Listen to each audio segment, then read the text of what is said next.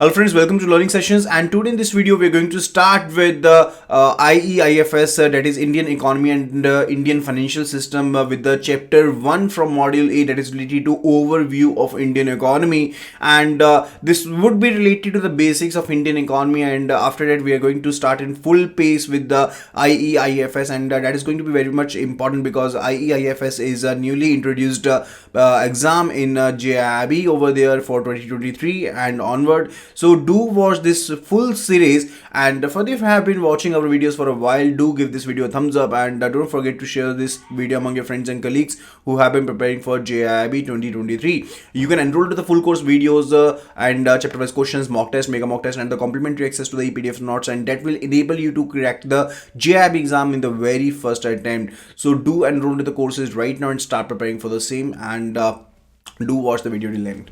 So let's start with the session. It's related to overview of Indian economy. So what is economy? Economy is actually a system which provides people mean of work and they can do earn from the same. Like it's related to that what can be done, what are the needs and wants over there. So based upon that, people can start working over there and further they can do earn from the same. And economy is actually related to an area of production, distribution and trade over there. And also it's related to consumption of goods and services over there. Okay, so that is all that is covered under the economy over there. The brief definitions will be covered later on in the module B also. So now let's learn about the Indian economy. Now, as we have learned from our childhood, like agriculture is the major sector, but let me just tell you that the share of agriculture in our GV and GDP has drastically reduced in the past decades over there, and we are having a very low per capita income over there. But majorly the Indian economy depends upon the agriculture and the agriculture related activities over there. And for the, if we talk about the population size, India is having the second largest population in the world on the earth itself, with more than 1.6 billion residents right now. Those have been registered. And further, if we talk about progress wise, India is a developing country. The economic development of India corresponds to development of the development of the other nations also. Okay, so that's actually about Indian economy on gist over here. And according to the World Bank actually classifies the economies per capita income into four categories. So these are four categories, like low income, lower middle income, upper middle income and higher income over there.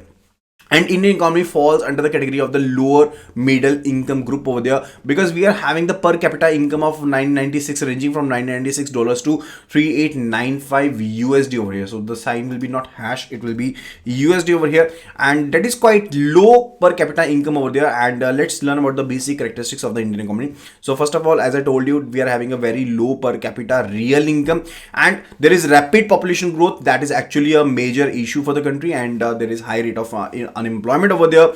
We are excessively relying on our primary sector. Now the primary sectors are those sectors from which we actually get the raw materials for the secondary and the tertiary sectors over there. And there is a vicious circle of poverty over there. So these are the characteristics of Indian economy. I know these are the kind of disadvantages for the same, but these are the characteristics of Indian economy so far. Now let's learn about the Indian economy till 2008 and after 2008 over there. Now previous it's first of all it's related to the time range from 1951 to 1980 over there. Now when the India became independent over there, after that it was a major issue related to overall growth of the country over there. And India's growth rate during the first 3 decades was quite low over there. And further, the term refers to India's planned economy, because then we basically started for the 5-year plans, looking at the Russian economy that they have started before.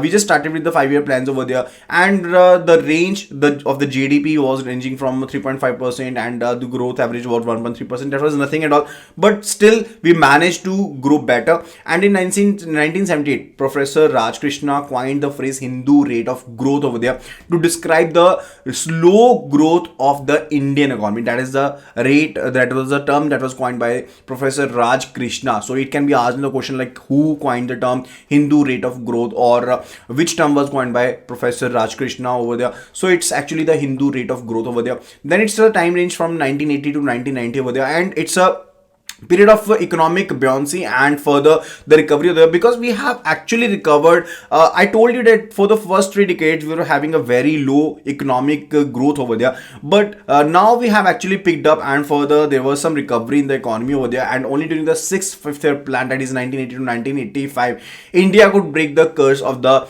Hindu rate of growth. That is a very low growth rate that was coined by Professor Raj Krishna over there.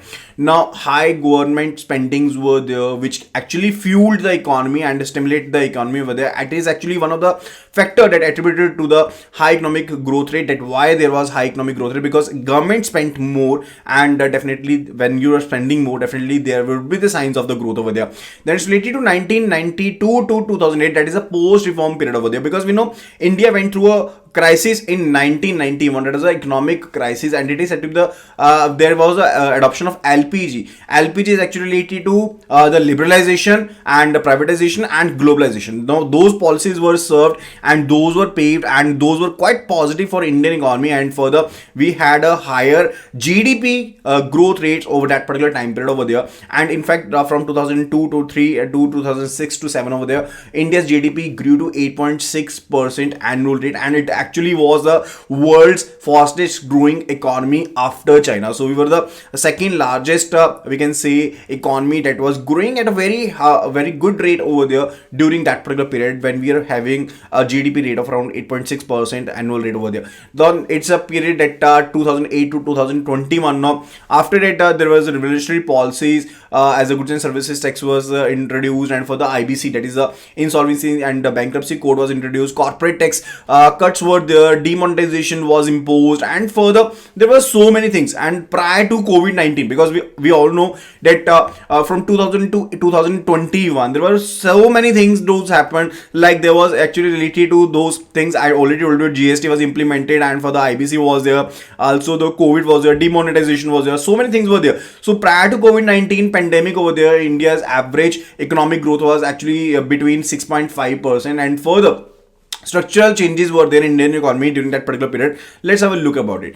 Now, structural changes refers to the fundamental changes. Those are actually related to the basic changes over there that actually occurred in the critical components of the Indian economy over the period of time. So that is actually said to be the structural changes. Like we are having a structure of we are having a structure over here. Now, when you do change the structure of the thing, that's actually related to you're changing the fundamentals of the model over there. So that's actually related to the structural changes in the Indian economy. Okay, and that actually pave a role that we basically are growing now, and even if there is crisis in the whole world, we are still somewhat sustainable. Okay, that's related to sectoral impact of COVID-19. Now there was actually a major impact on service sector, because there was stringent restrictive measures which were to be taken, and contact intensive services were almost halted, because whether those practitioners who were actually practicing the services over there, those were not able to basically conduct their services, because it's related to wheresoever the contact intensive services were there, you are to halt those services as per the COVID-19 rules and regulations over there. And pandemic has actually reduced the profitability of the contact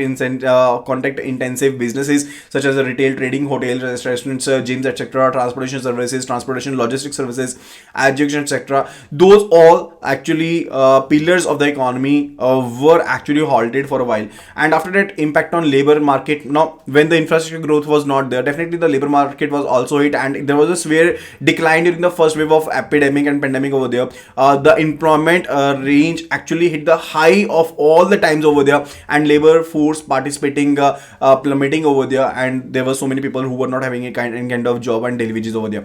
And there was a huge impact on agriculture also. Agriculture remained robust in terms of production during the pandemic also, but if we just look at the consumption over there, that was also quite reduced, because I'm not talking about the consumption in any other way, but we are talking about in the manner of exports, because India is not only on the consumer but also exporter over there.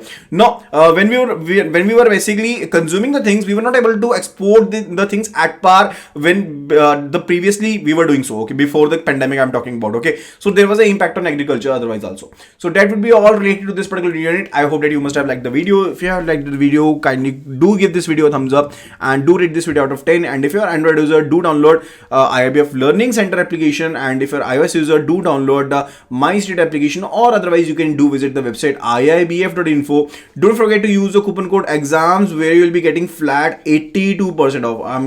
I am talking about you will be getting flat 82% off on all the listed courses over there. So do enroll right now and start preparing for the same. Thank you so much, and see you again in the next video.